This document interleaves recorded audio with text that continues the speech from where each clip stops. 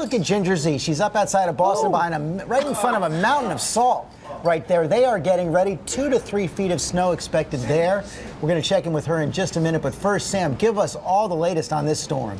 And we might as well just pull out the B word, blizzard, for this one, because it is the very worst that a winter storm can deliver. And 7 states have blizzard warnings out right now. Anywhere from, call it Newark to New York City, all the way through Hartford in Connecticut to Boston, Massachusetts, well up to Portland, Maine. This entire area is going to get that blowing, driving, blinding snow. The kind of snow that, yes, shuts down cities. This is kind of a big hit for this area. And it really comes together with 2 storms. One storm that's already delivered a hit of snow. Chicago didn't get much, but just north of the Chicagoland area, about 10 inches of snow. Still, you didn't have to get too far to get that heavy snow there. And in central Detroit, not Detroit, but a little bit central Michigan, they picked up about 10 inches of snow. So that's got the cold air. That's got the energy with the jet stream. This is where all the moisture is. And as that system drives up a little bit to the north, they really do get together and phase right about 2, 3 o'clock in the morning. That system will pull itself together to become one big snowmaker right here off the coast of New York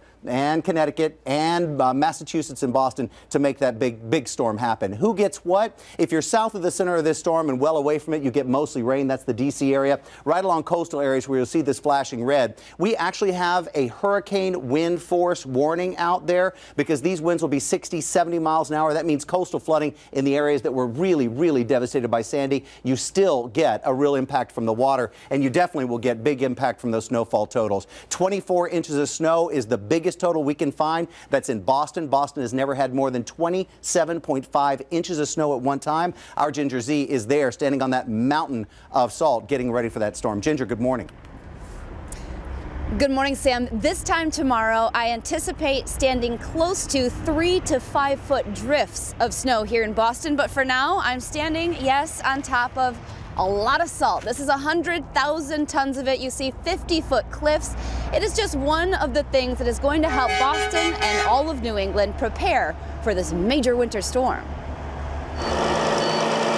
This is the reason why many schools are closed today in New England. An overturned school bus on a snowy road in Michigan. Fortunately, only 2 students suffered minor injuries. It's all part of that storm that will become the nor'easter. And after Superstorm Sandy, no one is taking this storm lightly. Accumulation is expected to be swift, heavy, and dangerous. More than 2,500 flights have been canceled. Logan Airport and Amtrak between New York and Boston is shutting down early this afternoon, and cities all over the region are suspending public transportation. Stay off the streets of our city.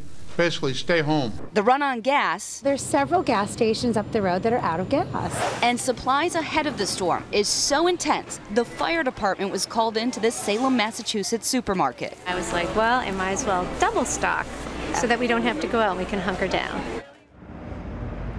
There's been a constant stream, let me show you, of all of the trucks getting prepared for this big storm. So Boston getting another 60,000 tons at least to this company alone, and they'll be ready when it hits.